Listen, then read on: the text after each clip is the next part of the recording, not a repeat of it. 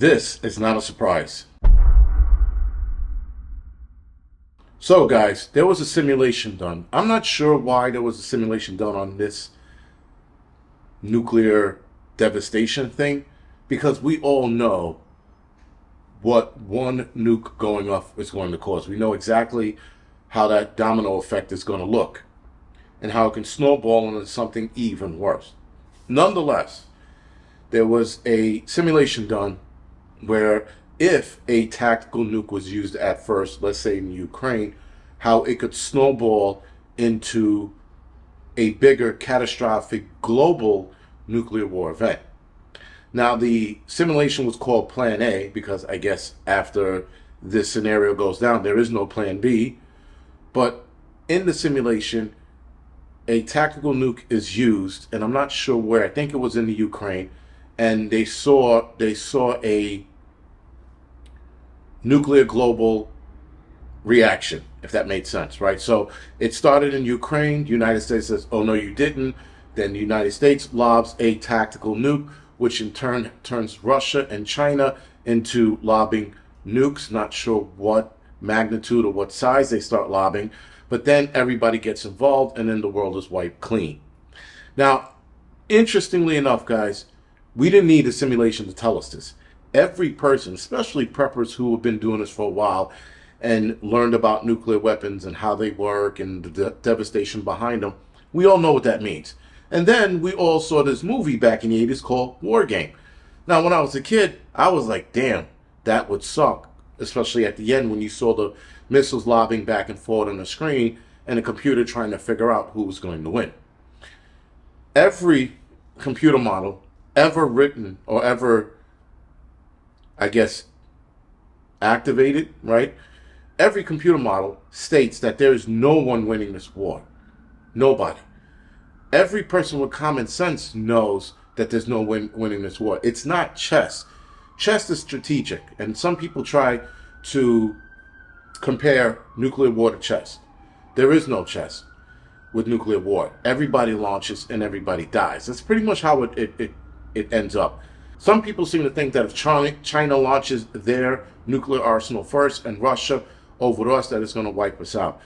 Once these people, either side, Russia, China, us, Japan, North Korea, starts to activate these sequence codes for a nuclear launch of any kind, everybody's alerted around the world. Everyone. Because one, there are spies within these organizations, within themselves. Two, every satellite from different countries monitor movement of any kind of nuclear facility. So if the doors open, what those blast doors, whatever they're called, they start to open, everybody knows. Everybody's alerted to it. Oh, excuse me, President, we have nuclear movement and nuclear activation in China. We're monitoring to see if they're running a test, and we're monitoring to see if they're going to launch. Everybody knows this. So for this simulation to actually come out, why?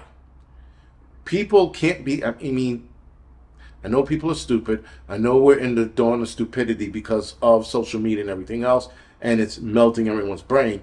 But you can't be that dumb and naive not to realize that one nuke is going to start a snowball effect that cannot be reversed. Now, an accidental launch, even at an accidental launch, there are countries that'll be like, I don't believe it. Let's launch just in case. You have that thought process. So, doesn't matter what's launched, doesn't matter how big or how small, it's going to end up in a scenario, guys, where the world will be over in anywhere between 90 minutes to 2 hours. Just like that. 2 hours is a long time when you're waiting for some shit, right? You're waiting online for 2 hours, you're waiting in traffic for 2 hours. That's forever.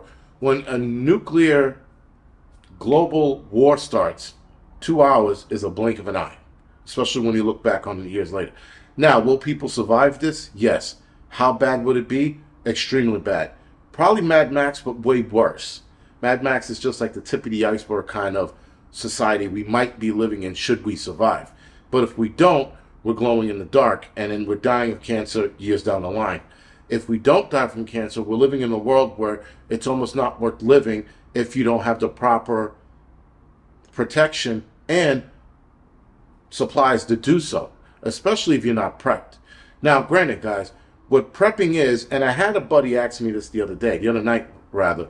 He goes, well, what is all your preps going to do if a nuclear war happens right now? I said, your preps are an insurance. Just like when you get into a car accident, after you survive the car accident, your insurance kicks in, whether it's medical bills, getting your car fixed, or getting a car totaled and getting money for your car. That's what your insurance is. That's exactly what prepping is. Prepping, guys, is to get past the devastating event, whatever that might be, and should any of us survive, now what preps kick in, that's our insurance policy to keep going forward. All of this, again, the nonsense that we're seeing on other channels where they're like, oh God, it's going to happen, and people are giving specific dates when World War III is going to start, specific dates when a nuclear annihilation is going to start, we don't know. It is already January, woof. I meant to say May, and we haven't seen any nuclear anything yet. And we were supposed to have 2 or 3 nuclear wars start a few months ago. Here we are. That is not to say that we won't see anything in the future. I'm just saying do not hold your breath to the dates that are being given. That's all. Anyway, guys, this is The Angry Prepper. Thank you for watching.